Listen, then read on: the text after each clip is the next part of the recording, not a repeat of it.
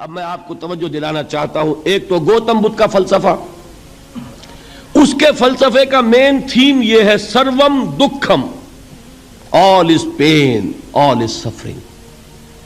اور اس نے جو بھی اپنی محنت کی یہ تو اللہ ہی بہتر جانتا ہے کہ اسے بعد میں ملا کیا اور کیا نہیں ملا.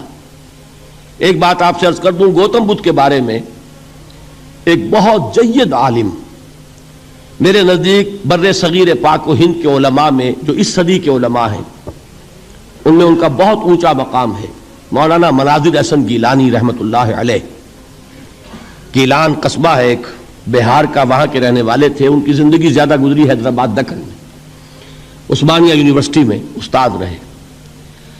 انہوں نے گوتم بدھ کے بارے میں یہ لکھا ہے کہ میرا یہ گمان ہے کہ وہ بھی اللہ کے نبی تھے، اور اس کی دلیل دی ہے. قرآن مجید میں ایک رسول کا ذکر آتا ہے ذوالکفل، اور یہ ذوالکفل وہ ہے جس کے بارے میں ہمیں کچھ پتہ نہیں. قرآن مجید میں بھی ایک جگہ ذکر آیا ہے. نمبر دو یہ کہ کسی حدیث میں اس کی کوئی ہمیں وضاحت نہیں ملتی، نہ حضور سے پوچھا گیا نہ حضور نے اس کی وضاحت فرمائی. اب یہ ذوالکفل ہے کون؟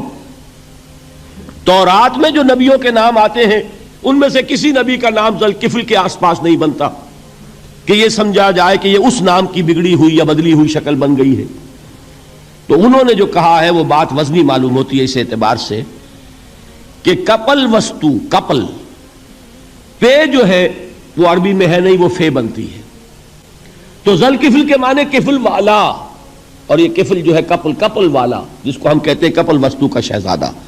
تو انہوں نے یہ کہا ہے کہ گوتم بدھ کے بارے میں یہ خیال، یہ میں عرض کر دوں کہ اس کو ہم یقین سے نہیں کہہ سکتے، یہ ان کا گمان ہے، خیال ہے، واللہ عالم کہیں گے ہم، لیکن امکان ضرور موجود ہے. قرآن کہتا ہے وَلِكُلِّ قَوْمٍ ہَادٍ، ہم نے ہر قوم میں ہادی بھیجے.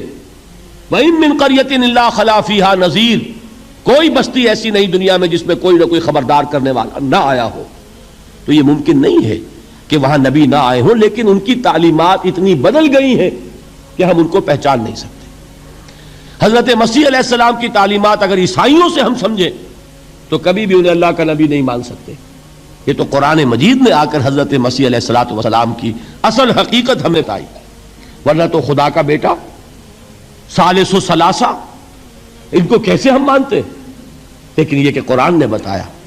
تو جان لیجئے ہو سکتا ہے کہ گوتم بدھ بھی اللہ کے نبی ہو، لیکن ہو سکتا ہے کہ درجے میں کہیں گے، یقین سے نہیں کہتے. بہرحال گوتم بدھ نے اس دکھ، رنج، صدمہ، غم جو انسان کا مقدر ہے اس کا مشاہدہ کیا، اور پھر تپسیائیں کی، علم حاصل کیا، رشیوں منوں کے پاس گیا. اس نے کوشش کی کہ معلوم ہو سیلویشن کا راستہ کون سا ہے، اس دکھ سے نجات پانے کی کوئی سبیل بھی ہے کہ نہیں، اس غم سے، اس نجات سے، اس اندوہ سے انسان کسی طریقے سے چھوٹ سکتا ہے یا نہیں. اسی کو سیلویشن کہتے ہیں انگریزی میں، اسی کو ہندی میں نروان کہتے ہیں، اسی کو عربی میں نجات کہتے ہیں. ان نجات معلقۃ بمجموع هذه الاشیاء. میں نے امام رازی رحمت اللہ علیہ کے الفاظ میں آپ کو وہ لفظ بتایا، نجات کی راہ. اچھا، جدید فلسفوں میں جن حضرات کو دلچسپی کی بات ہے انہی کے بارے میں یہ عرض کر رہا ہوں. جدید فلسفوں میں بھی ایک فلسفہ ہے وجودیت، ایگزسٹانشلزم. آپ نے نام سنا ہوگا سارترے، یہ فرینچ فلسفر، اور اس وقت دنیا میں جو نوجوان نسل ہے وہ بہت زیادہ متاثر ہوئی ہے سارترے کے فلسفے سے.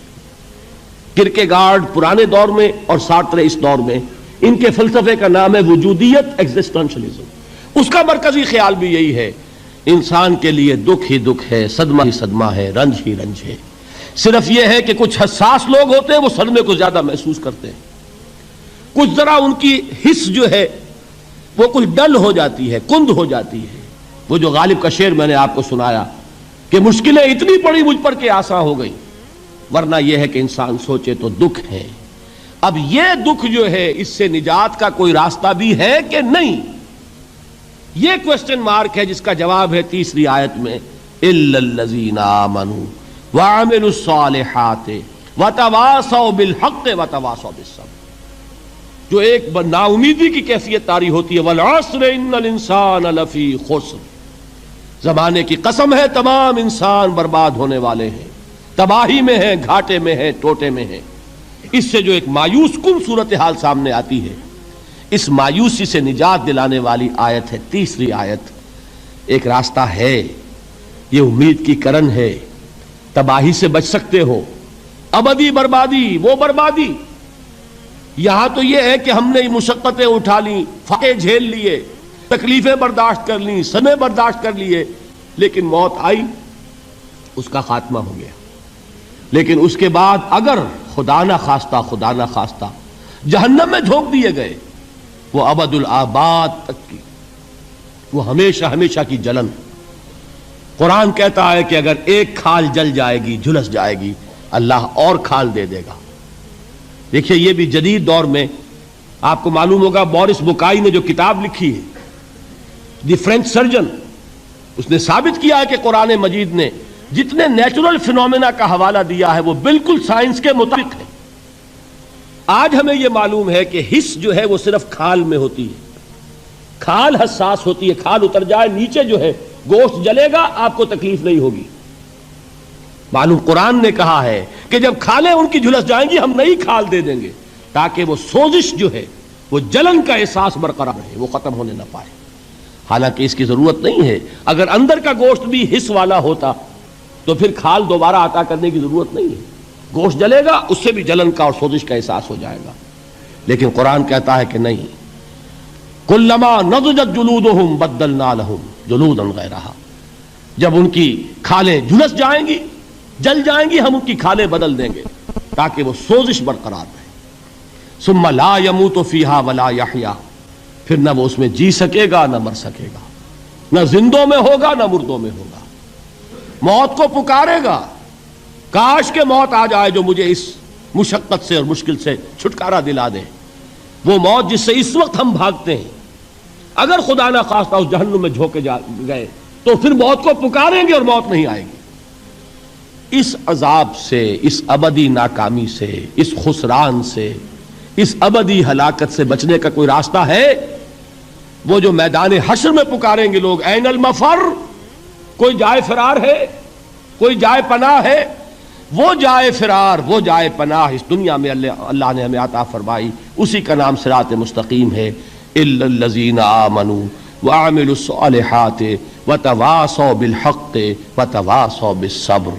ایک راستہ ہے، اس کے یہ چار نشان ہائے راہ ہیں، سنگ ہائے میل ہیں۔ پہلا ایمان، دوسرا عمل صالح، تیسرا تواصی بالحق، چوتھا تواصی بالصبر۔ اس صراط مستقیم پر بچو گے، نروان حاصل ہو جائے گا، نجات حاصل ہو جائے گی، کامیابی سے ہمکنار ہو جاؤ گے، اس ابدی خسران سے نجات پا جاؤ گے۔